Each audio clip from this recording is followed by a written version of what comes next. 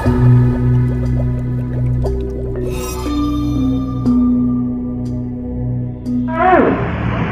saya dibilangin, kalau nggak mau terima ini nanti urusannya rumit. Gak apa-apa, gak tak urus. Dan sampai hari ini saya bersikuku bahwa tanah saya ini adalah tanah negara yang kalau 20 tahun dihuni wajib diserahkan kepada penghuni yang berhak, bukan mau diganggu pemkot bangsa.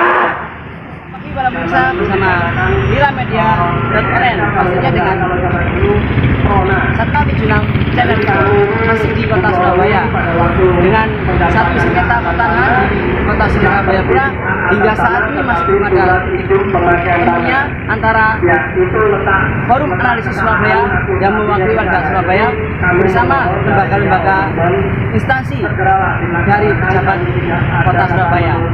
Bahkan pada saat ini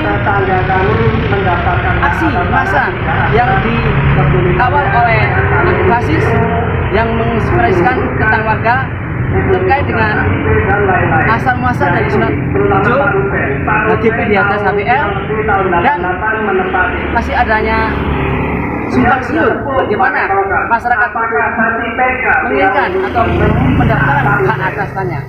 Kita coba saksikan testimoni dari warga perjuangan korban liputan Satu di 6 channel Tribun bersama Asmaul.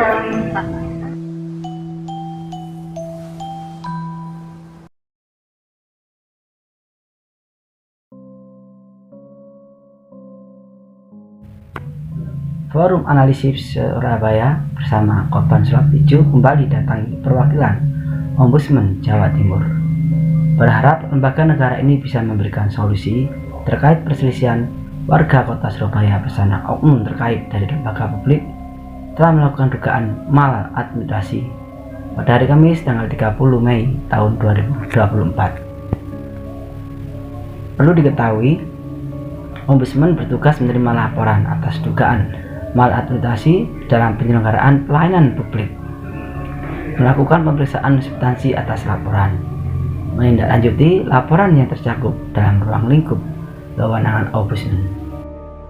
Kami menduga oknum Pemkot Surabaya, oknum BPN Kota Surabaya adalah pencipta terjadinya konflik hukum, yaitu konflik hukum agraria dan konflik sosial di tengah masyarakat, yaitu Pemkot Surabaya dengan secara terbukti menerapkan sistem domain fake clearing dan land rente di atas tanah sah yang dimiliki oleh warga kota Surabaya. Teman-teman Ombudsman harus mengetahui hal ini agar kami rakyat Surabaya ini bisa dapat mendaftarkan hak atas tanah yang benar di kantor BPN, bukan di kantor Pemkot Surabaya. Sudah seharusnya Ombudsman bisa menegaskan dan menindaklanjuti jika adanya maladministrasi pada oknum penyelenggara pelayanan publik. Sangat disayangkan, dalam aksi unjuk rasa damai di kantor perwakilan Ombudsman Jawa Timur, perwakilan warga untuk menemui pejabat Ombudsman Jawa Timur yang berwenang tidak menemukan hasil.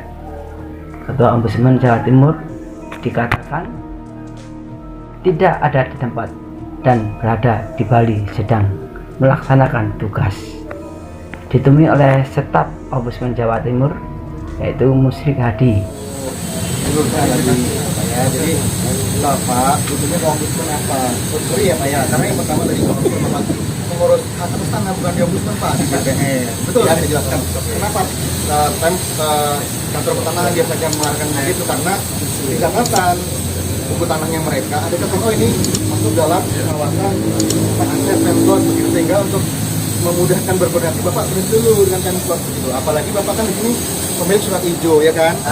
Jadi itu kenapa kemudian kantor pertanahan mengarahkan Bapak ke Pemkot. Apakah Bapak kan yang paham? Apakah suatu aset pemerintah kota kami warga ini tidak boleh mendaftarkan hak atas tanah?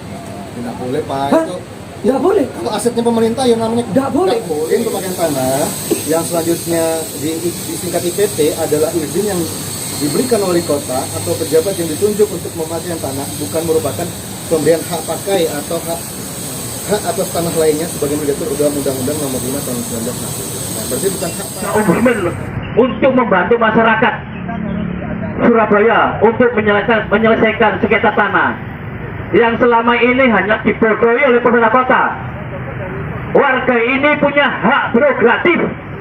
Pemerintah tidak punya alas hak yang mengatakan ini aset dari mereka. Yang tadi yang diadukan tadi kewenangan kami atau bukan, apakah ada kewenangan lembaga lain misalnya tadi, makanya kita bilang ini kewenangannya Komisi Informasi ketika itu minta dokumen, bukan kewenangannya Ombudsman. Kami nggak minta dokumen.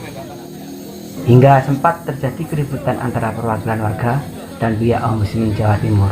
Padahal warga hanya ingin memastikan jawaban secara kelembagaan dari pihak terkait, yaitu Ombudsman Jawa Timur, dan kembali para pejuang hak atas tanah digiring ke birokrasi berbelit, bahkan terkesan dipingpong.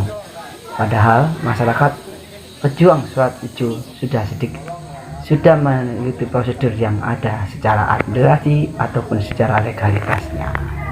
Dalam hal ini, kegiatan yang ditembuskan oleh beberapa lembaga negara seperti yang tercakup dalam undangan di FASIS, yaitu diundang Ketua Ombudsman RI sekaligus undangan, Ketua Ombudsman Perwakilan Jawa Timur sekaligus undangan, pemerintah Kota Surabaya melalui Wali Kota Surabaya sekaligus undangan, Kepala Kanwil ATR BPN Jawa Timur, Kepala Kanta ATR BPN 1, Kepala Kanta ATR BPN 2, Kepala Kejaksaan Tinggi, Kepala Kejaksaan Negeri, Ketua Badan Pemeriksa Keuangan Jawa Timur, Kepala Kantor Wilayah Perpajakan Jawa Timur, Kepala Kantor Wilayah Kementerian Hukum dan HAM Jawa Timur.